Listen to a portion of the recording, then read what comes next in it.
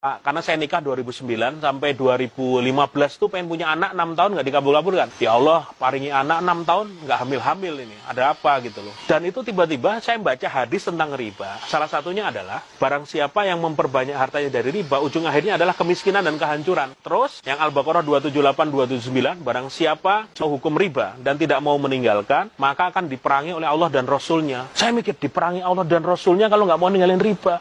Garuk-garuk, ya Allah, jangan-jangan aku ya. Konsultasi, saya kontak Ustaz Samsul Arifin, Ustaz Fatih Karim, tak telepon sampai 1 jam. Mas Sabtu, sekarang bertanya kepada diri, jenengan berapa tahun ini setelah punya utang, hatinya tenang nggak? Enggak, Etat.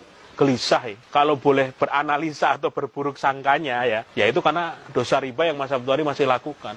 Jelepo tuh. Mas, riba itu adalah semua pinjaman yang ada bunga di sana. Semua pinjaman yang ada kelebihan bayar jatuhnya adalah riba. Dan itu dosa paling ringan.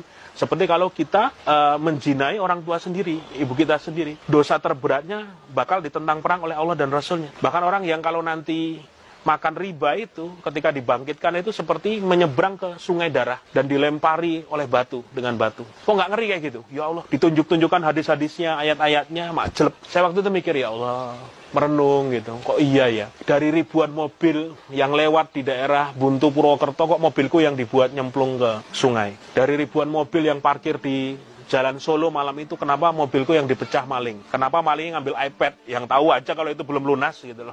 Kenapa dari ribuan motor yang lewat di jalan istriku itu, istriku yang ditabrak? Dan semua nyambung. Riba. Wes nggak bisa ngelak. Yang membuat saya berpikir, inilah saatnya, sepertinya saya harus mulai membersihkan semua yang saya miliki dari riba. Akhirnya 2014 akhir, saya ngomong sama istri, mau nggak mau, kalau kita niat hijrah harus siap kehilangan. Kamu ngerasa aneh nggak sih kalau kita ini beruntun hidupnya kok kayak gini terus selama 6 tahun? Yang paling parah belum tak ceritain tadi. Aku tuh hilang 350 juta di trading derivatif emas sama forex dalam waktu 3 bulan. Dan 90% duit utangan. Malam-malam istriku nangis, wes toh, wes dolanan opong. Lihat grafik itu loh. Tiba-tiba bisa untung 20 juta, bisa-bisa rugi 30 juta dalam hitungan menit. Kayak apa itu?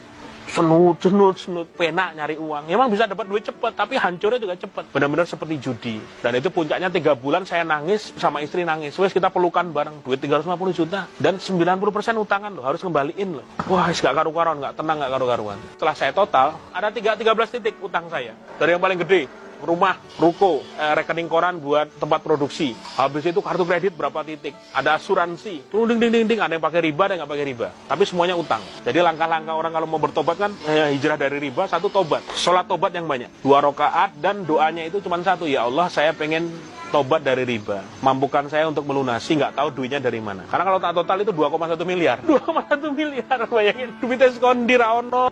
Dari sanalah, Masya Allah, saya berpikir harus ada satu keberanian luar biasa untuk mendobrak. Harus ada yang dijual, harus siap bangkrut. Harus kelihatan, kalau mau harus jual mobil, rumah ya harus kayak gitu. Banyak orang nggak siap hijrah, kenapa Mas? Takut kelihatan bangkrut, takut dirasani sedulur mobilnya kok didol, rumahnya kok dijual. Kelihatan bang harga diri katanya. Padahal waktu itu saya mikir, saya punya beberapa aset, mana harus dijual.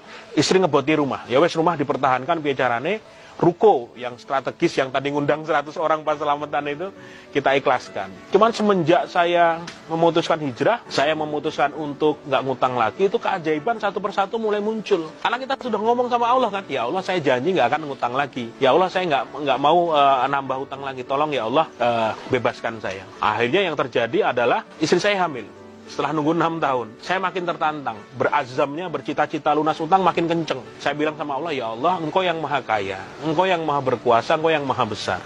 Mampukan saya, ya Allah, lunas sebelum anak saya lahir. Saya pengen ketemu wajah anak saya dalam kondisi tidak punya utang. Piye nek ngono ki. Jadi waktuku hanya 8 bulan untuk bisa punya uang 2,1 miliar. Wah, itu langsung. Tapi ya, alhamdulillah jalan itu ada saja.